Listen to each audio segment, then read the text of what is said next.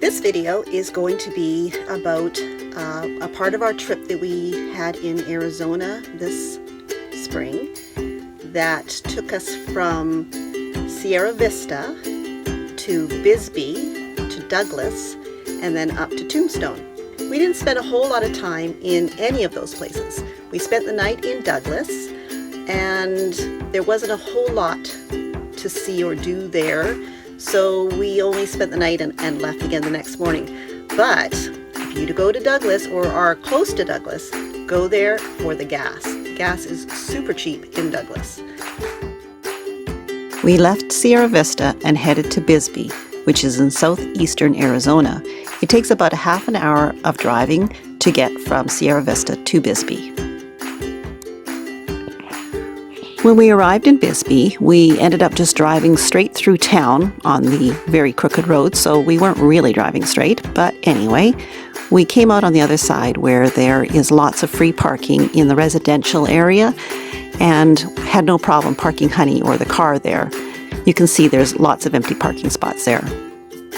If you're pulling a trailer or driving a larger RV, I would recommend parking in the parking lot that is at the beginning of the little village, where I think it was around $10 a day to park there. And it's just a little tight in the residential area. Regardless of where you park, you do have to check out the residential area in Bisbee. There are some really sweet houses there, way up on the sides of the hills, a lot of them accessible only by these very long staircases. Bisbee is an easy town to walk around.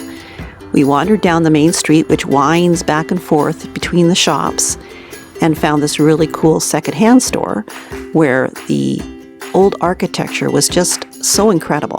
This is the second floor in this secondhand store. It was full of really cool treasures.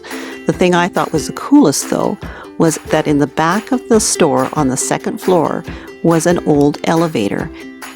Back in the day, this building was the livery, and the elevator was used to bring the horses up to the second floor.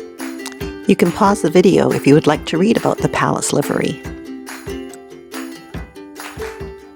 We continued our wander around Bisbee and wandered into this little bar. It has been there forever and still has the tin ceiling and the original bar. It was a really neat little place. We didn't have a drink here, but it was definitely something that we enjoyed looking at.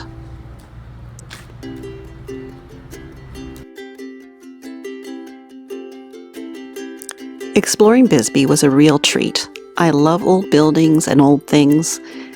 Imagining the people that used to live there and that built the town, it was a really neat experience, and I can't wait to get back there and do some more exploring.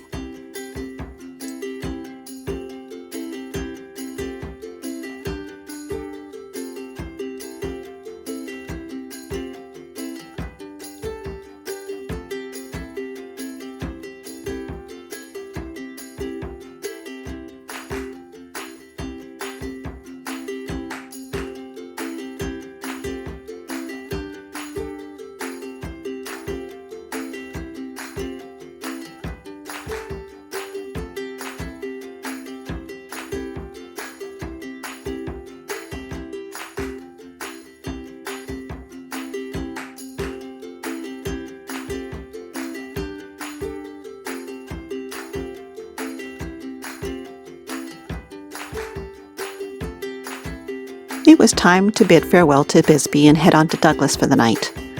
On the way along the highway, leaving Bisbee, is a pullout where you can go in and get a really good view of the Lavender Pit Mine, and there's all kinds of information to read about the mine, and it's all part of Bisbee's history.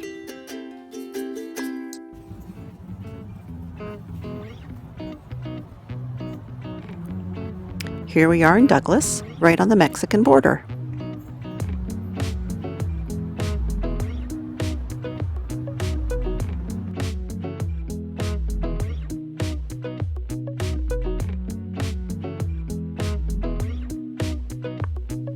While driving around Douglas checking things out, we spotted this jackrabbit and thought it was probably the most exciting thing we saw while we were there.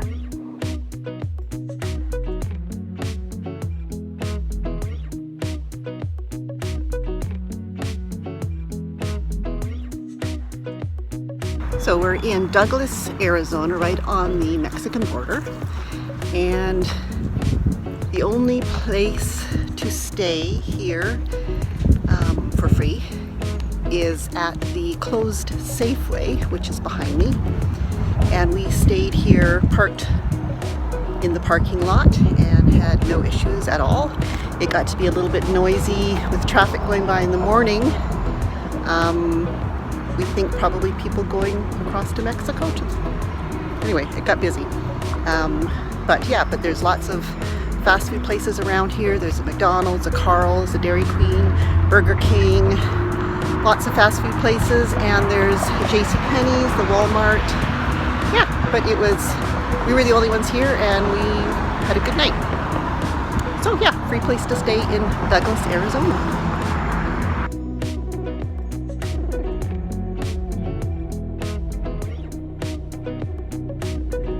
The scenery between Douglas and Tombstone made up for the lack of things to look at in Douglas. It was so pretty.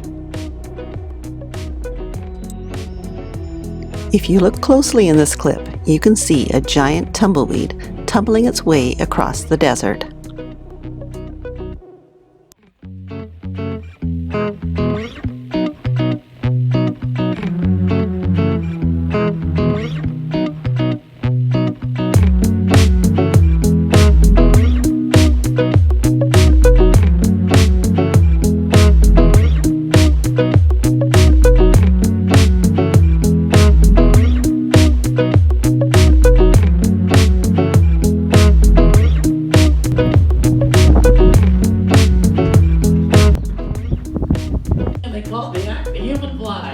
Very popular actor at the birdcage, because once those gals went upside down, their skirts went with them.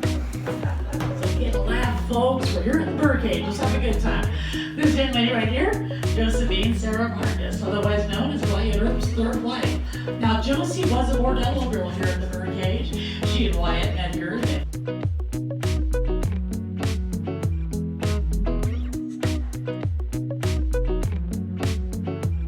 Put in to separate the saloon from the stage. So behind this wall is the casino floor and the hand-painted stage. Doc Holliday's Faro table still sits on the casino floor today, along with the blackjack and the dice table, and the grand piano still sits in the orchestra pit right next to the stage. And back behind the stage is one of Tombstone's most valuable antiques, and that's the Black Mariah. Now, she was the town hearse from 1881 to 1917. She's trimmed in 24-karat gold and sterling silver.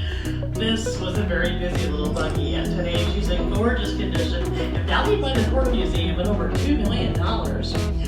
And down in the basement is where the longest poker game in the history of the West took place. This game went on for 8 years, 5 months, 3 days, non-stop.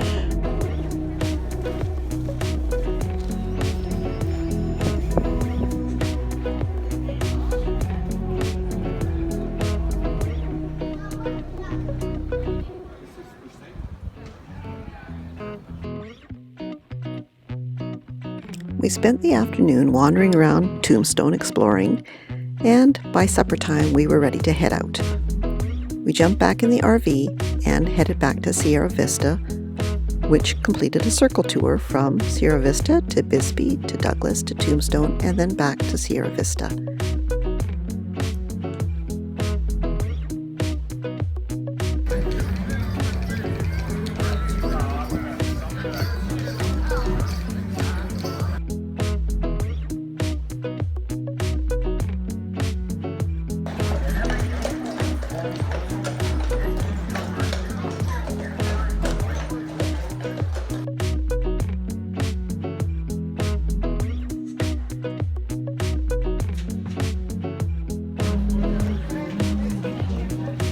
If you are looking for RV parking in Tombstone, turn off of the highway down 3rd Street and carry on past the main street and down the hill into this gravel parking lot. There's lots of room to turn around.